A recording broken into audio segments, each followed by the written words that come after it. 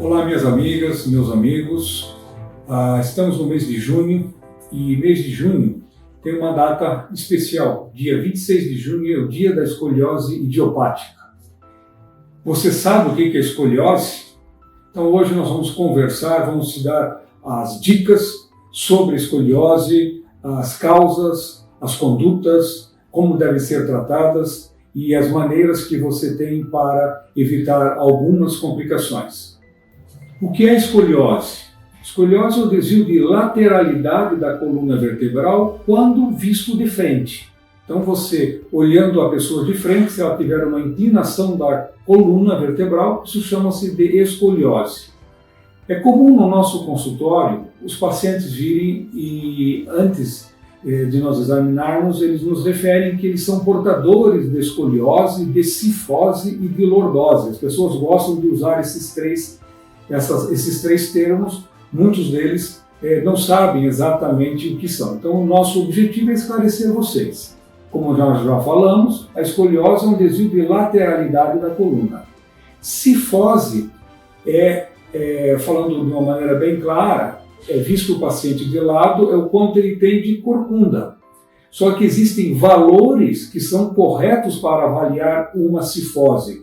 Como quando nós vamos falar um pouco mais à frente, na radiografia é mensurado, é medido e é visto quantos graus a pessoa tem de cifose e quanto tem de lordose. Então, como nós estamos mostrando no desenho a seguir, aí você tem a diferenciação bem clara do que é escoliose, do que é cifose e do que é lordose.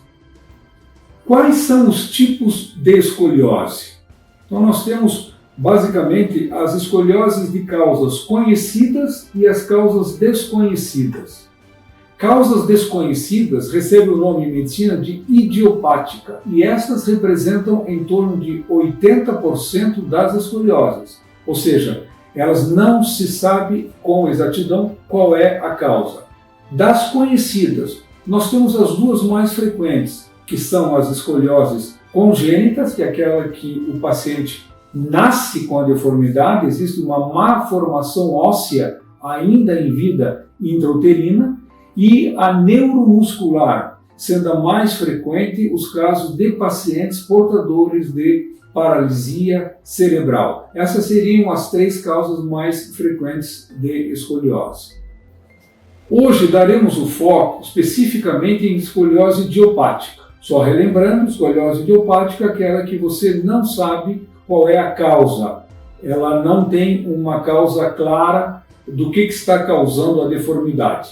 É importante citarmos que a escoliose idiopática ela é em torno de 3 a 3,2 mais frequente no sexo feminino do que no sexo masculino. Antes dos detalhes físicos que nós vamos mostrar para vocês, eu gostaria de um breve histórico da nossa presença aqui em Joinville em relação à escoliose. Em 1989, nós montamos o PROCOP. O PROCOP é Programa de Controle e Prevenção da Escoliose.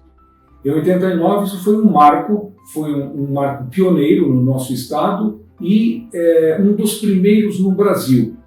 Esse programa tinha o objetivo de avaliar as crianças na faixa etária entre 10 a 15 anos. Neste ano, tivemos o apoio do governo municipal, que nos auxiliou no sentido de avaliarmos todas as crianças em idade escolar, de 10 a 15 anos, que faziam parte da rede pública de educação. Então nós tínhamos um programa previamente organizado, com datas prévias, aonde nós íamos nas escolas e analisávamos todas as crianças que tinham fisicamente algum defeito, algum problema, e a partir daí nós triamos para o então Hospital Municipal São José. Então lá nós tivemos o início do PROCOP. E este programa de controle e prevenção da escoliose, ele está até hoje ativo. Nós só partimos então para o Hospital Infantil, Hospital Géser Amarante Farias, onde lá temos um ambulatório. E nesse ambulatório eu conto com o auxílio de um colega que teve a formação junto conosco, foi nosso ex-residente, fez a parte de coluna conosco, fez um aprimoramento em San Diego, nos Estados Unidos, que é o Dr. Ricardo Acácio, que eu posso dizer que é o meu braço direito, quem hoje está à frente deste ambulatório no Hospital Géser Amarante Faria. Lá nós temos condições de avaliar todas as crianças com faixa etária com menos de 18 anos, e de lá nós temos as condutas a serem tomadas, as informações adequadas para os pais de como devem ser procedido em relação à evolução, ou seja, desde indicação de fisioterapia, de exercícios, indicação para o uso eventual de colete e, às vezes, não temos outra saída a não ser o tratamento cirúrgico. Em relação ao exame físico de escoliose idiopática, é fundamental você poder avaliar a criança de maneira com praticamente despido, porque aí você tem as análises tanto de frente quanto de lado. E de frente, alguns fatores são extremamente importantes. O equilíbrio dos ombros, isto é fundamental, que você veja que não tenha nenhum tipo de desequilíbrio entre o ombro direito e o ombro esquerdo, que o paciente faça uma flexão para a frente, como a imagem que vocês estão vendo, que o paciente faça essa flexão e você denote que um lado é diferente do outro. Isso chama-se giba postal. Então isso é muito importante porque quando a escoliose é mais grave, esta giba é bastante saliente. Alguns outros detalhes, como por exemplo, o tamanho dos membros inferiores, isso pode causar também alguma alteração na bacia, podendo fazer com que o paciente tenha alguns tipos de escoliose mais específicos, que eventualmente, com uma compensação de um salto, isso possa melhorar, tá certo?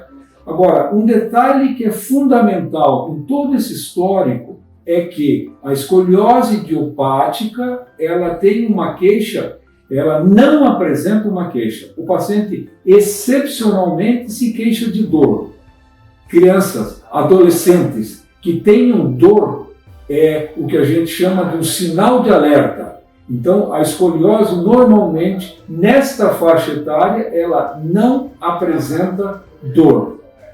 Após avaliado, após feito a história clínica do paciente, normalmente com a ajuda dos pais juntos, após o exame físico adequado, nós temos que ter uma ideia da imagem desse paciente por intermédio de uma radiografia. E este raio-x é fundamental que seja feito com o paciente em pé e que seja feita uma imagem chamada de panorâmica em duas incidências, vendo o paciente de frente e o paciente de lado. Essa panorâmica, como vocês estão vendo a imagem, ela pega toda a coluna cervical, a base do crânio, até a bacia. Desta forma, nós temos uma imagem completa da coluna vertebral. Exames a seguir, como tomografia ou uma ressonância magnética, são exames de exceção. Na grande maioria das vezes, com uma radiografia simples, você já consegue fazer o diagnóstico e a conduta, já a orientação para a conduta a ser tomada. A partir do momento que você tenha, então, a imagem radiográfica complementando o exame físico e o histórico do paciente, você vai fazer basicamente o tratamento.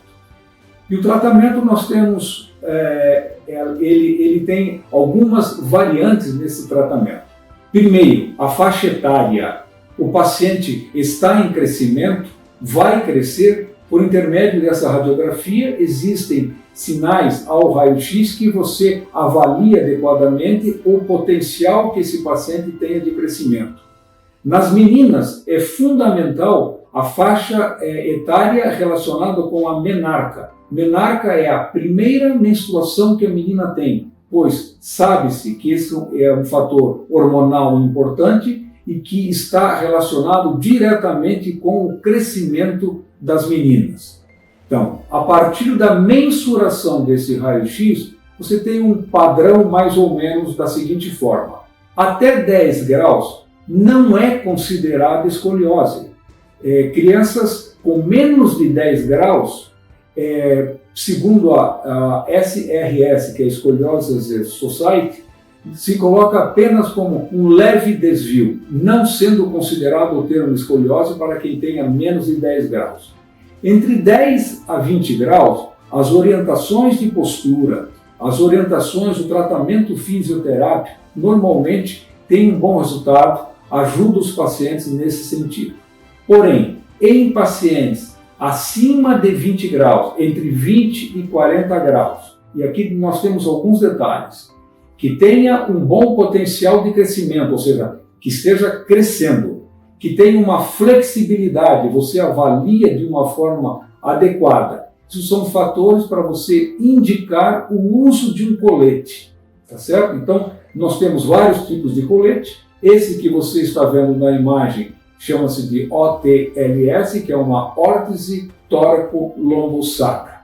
Ainda sobre o colete ele tem como objetivo estabilizar a escoliose. Ele não tem a função corretiva da escoliose. Normalmente se usa o colete para estabilizar, evitando que esta criança, esse adolescente, evolua para um tratamento cirúrgico.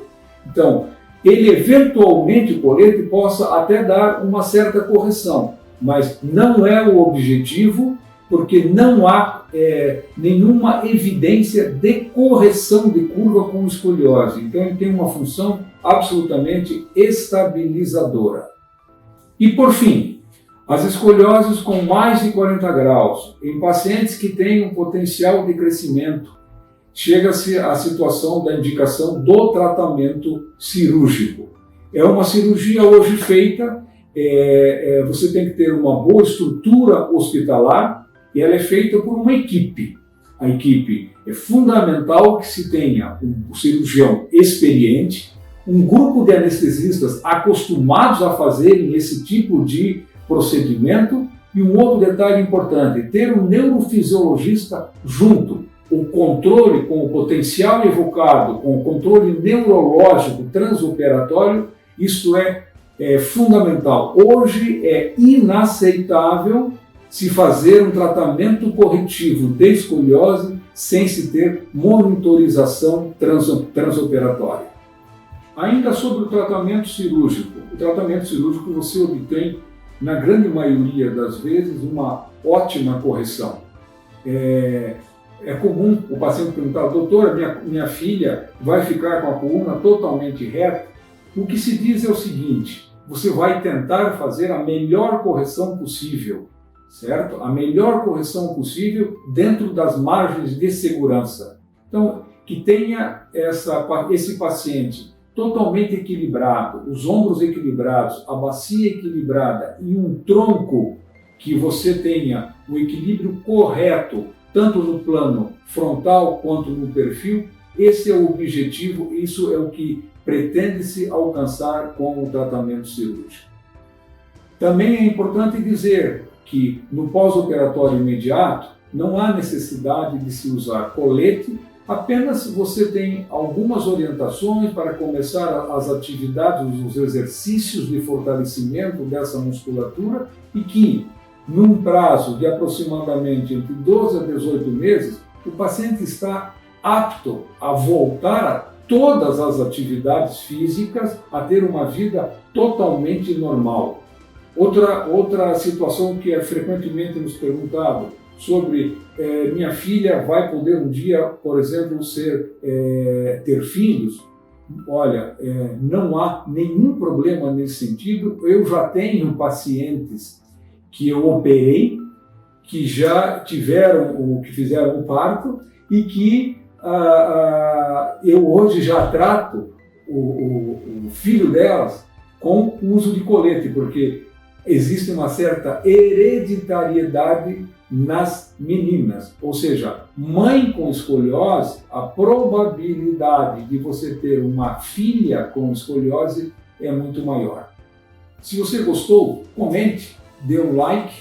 Gostaria de convidar a seguir-me nas mídias sociais e compartilhar esse vídeo. E eu estou absolutamente à disposição. Pode entrar em contato para que eu possa eventualmente esclarecer alguns detalhes que não ficaram esclarecidos de uma maneira adequada.